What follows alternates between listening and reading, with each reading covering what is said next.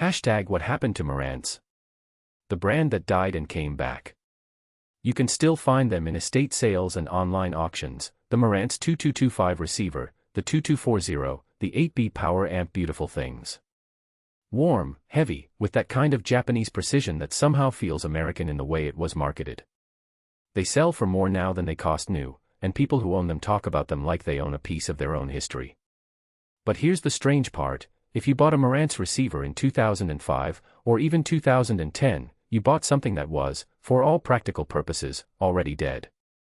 The company that made those legendary amplifiers in the 1970s had been hollowed out, sold off, absorbed, and spun around so many times that it barely existed as anything but a nameplate. Then, somehow, it came back. This is the story of how Saul Marantz built something so good that it outlived the company that made it, and how another company brought it back by understanding what made those old machines worth saving in the first place. Saul Marantz was an engineer, not a businessman. That distinction matters. In 1952, when he was already 41 years old and working as a technician for Remington Rand, he decided to build his first integrated amplifier in the basement of his New York apartment. He wasn't looking to start a company. He was solving a problem he couldn't solve any other way. The high-fidelity market in the early 1950s was fracturing into pieces, separate turntables, preamplifiers, power amplifiers, all from different manufacturers, none of them talking to each other properly. Marantz wanted an amplifier that sounded good and could handle the job without compromise. So he made one. The thing about people like Saul Marantz is that they can't help but show their work. When neighbors heard it, when people in the emerging HiFi community got their hands on it, they wanted one too. By 1956, he had a partner, a distributor, and a company that was actually trying to make a living. But here's what's important: Saul Marantz never stopped being an engineer. He wasn't interested in cutting corners to save $5 on a production run. Every filter capacitor mattered. Every connection inside the chassis mattered. The power transformer itself, that orange or sometimes blue cylinder you can still see through the back of a vintage Marantz unit, was custom wound to his specifications. His name on the front wasn't a brand, it was a promise. That meant something. It meant that if you paid $295 for a Model 10 power amplifier in 1958, you were buying the obsession of a man who was obsessive about the thing itself, not about the money it would make. That obsession built a reputation. By the 1960s, Marantz was the name in high-fidelity receivers and amplifiers. Audiophiles, and this is important, trusted the name. They trusted it because the equipment itself was worthy of that trust. The warm, musical sound that vintage Marantz units are known for today wasn't an accident. It was a result of design choices that cost more money up front and didn't advertise themselves. The output transformers, the tube rolling, the circuit topology, these were things that an engineer could hear. An engineer like Saul Marantz. He was 68 years old in 1974 when he sold the company. He had built it from his basement, and he had a chance to sell to Philips, the Dutch electronics giant. He took it. That's not a judgment, the men deserved to cash out. He had created something valuable. But the moment he signed those papers, something began to change. Not immediately. Not in a way that consumers would notice for years. But the obsession that built the company was, from that moment forward, working in someone else's interest. Philips understood audio engineering well enough. They had resources that Saul Marantz could never have had. They could expand distribution. They could drive down costs through economies of scale. But they also had quarterly earnings reports to answer to, shareholders in other divisions to answer to, and a completely different set of priorities. The Marantz engineering department could still make beautiful amplifiers, but now they had to do it within the constraints of a corporation that was making televisions and light bulbs and refrigerators.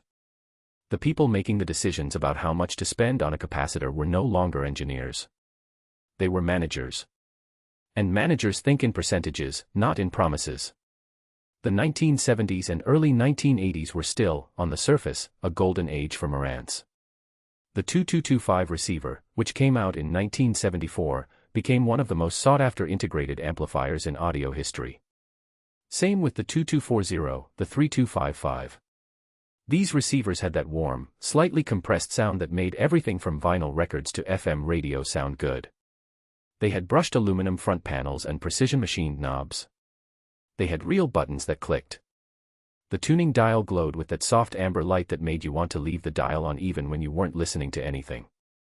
If you walked into someone's listening room in 1978 and saw a Marantz receiver, you knew you were in the room of someone who cared about sound. You knew the owner had spent real money, and more importantly, you knew they had good taste. But the real problem was already inside the company. After Philips took over, Superscope, a Japanese audio distributor and manufacturer, became the licensed distributor of Marantz gear in North America. This was actually a smart move by Philips. Let a local distributor handle the market. But over time, as Philips found itself less interested in the high-end audio market and more interested in consumer electronics at large, Superscope became not just the distributor but the manufacturer.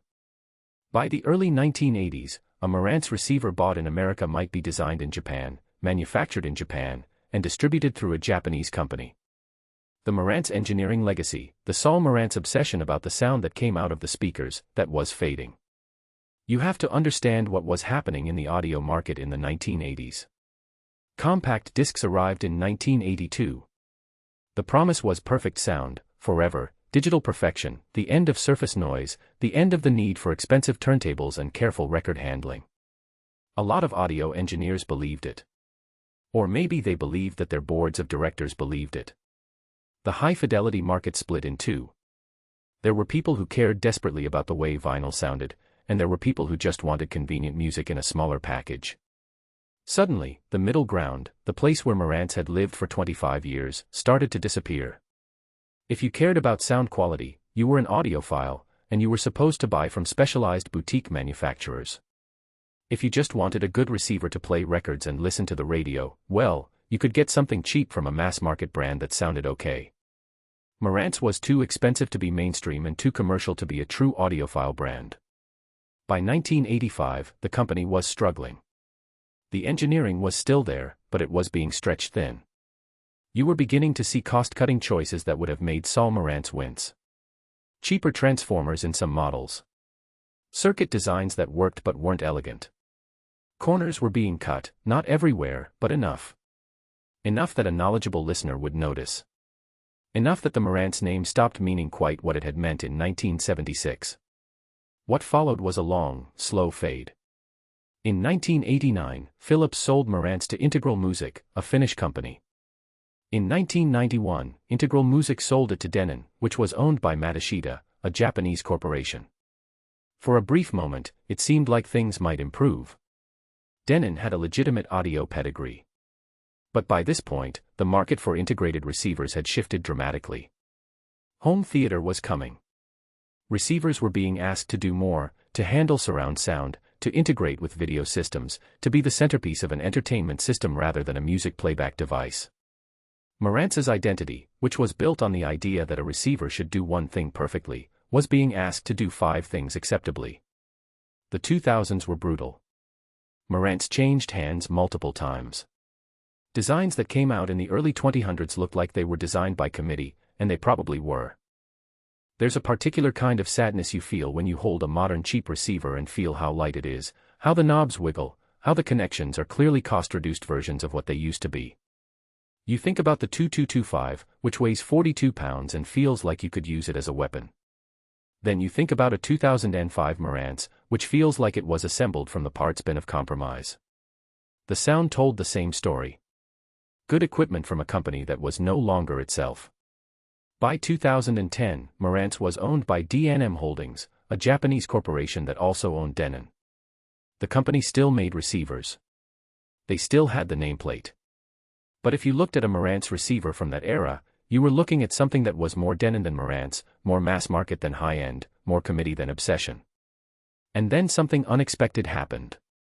In 2014, a Saudi Arabian private equity firm called Massimo bought D&M Holdings. Massimo didn't know anything about audio. It was a medical device company. But it had money, and it was willing to invest in the brands it had purchased. One of those brands was Marantz. The new ownership decided to do something radical. They decided to remember what Marantz had been. Over the next 5 or 6 years, the engineering team at Marantz, which had been scattered and demoralized and working under constant cost pressure, was given space to actually design again. Not to design around a price point, but to design for sound quality. The company started making integrated amplifiers and receivers that were expensive again, that felt heavy again, that sounded good again. The design language started to reference the classic Marantz receivers of the 1970s, but not in a purely nostalgic way. The new designs took the obsession of Saul Marantz and asked what it would mean to apply that obsession with modern manufacturing techniques and modern circuit design. The turning point came in 2019, when Massimo sold D&M Holdings to Sound United, a company owned by the same private equity firm that owned Denon, Marantz, and several other audio brands. This sounds like it should have been bad news, like the same cycle of corporate consolidation was starting again. But something was different this time. Sound United was explicitly built around the idea that audio brands had value, real value, not just as revenue streams but as cultural artifacts. The company was structured to give each brand autonomy over its own design and engineering direction. For Marantz, this meant being allowed to be Marantz again.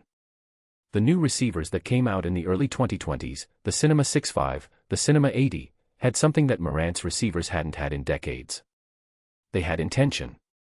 They had the weight of obsession. They sounded good. Not in the warm, slightly compressed way of a 1974 2225, because they weren't using the same technology. But in a way that suggested the people making them understood why those old receivers mattered. They understood that a receiver wasn't just a commodity item that people plugged into the back of a television. They understood that if someone was buying a Marantz, they were buying a connection to a lineage that went back to a basement in New York in 1952. That's the strange arc of Marantz. A company didn't really die, but it lost its way for 30 years. The name survived, but what the name meant evaporated. Then, unexpectedly, the name became valuable again because of what it had been, not because of marketing or nostalgic revival, but because people who owned old Marantz equipment realized that they owned something that was still good, still worth using, still worth preserving. Vintage Marantz receivers became expensive not because they were rare but because they were proven. Every time someone picked up a 1976 2240 at an estate sale and plugged it in and heard music come out of it, they were hearing the ghost of Saul Marantz's obsession. And the fact that those old machines were still working, still sounding good, still commanding respect, created a kind of reverse pressure on the modern company. The company had to live up to its own history. If you want to know what Marantz is today, you have to listen to it. Not to the specifications on the page, though they're good. But to the actual sound coming out of a speaker. You have to feel the weight of the case. You have to look at the engineering decisions that didn't need to be made but were made anyway because someone believed they mattered. That obsession, the thing that Saul Marantz built into his first amplifier in 1952, never really went anywhere. It just had to wait for a moment when a corporation would be willing to prioritize it again. The practical takeaway, if you're thinking about buying vintage audio equipment or modern equipment that carries the weight of an audio legacy, is this: the price of equipment reflects the cost of making it, not the value of owning it. A 1974 Marantz costs more today than it did in 1974, but it's not because of scarcity. It's because people have figured out that the engineering inside it, the choices that cost more upfront but didn't show up on the spec sheet, actually matter when you're listening to music. That's something that can't be taught. It can only be proven by time. So now the question becomes, which other legendary audio brand lost its way for a generation, built a devoted cult following with its vintage equipment, and is quietly being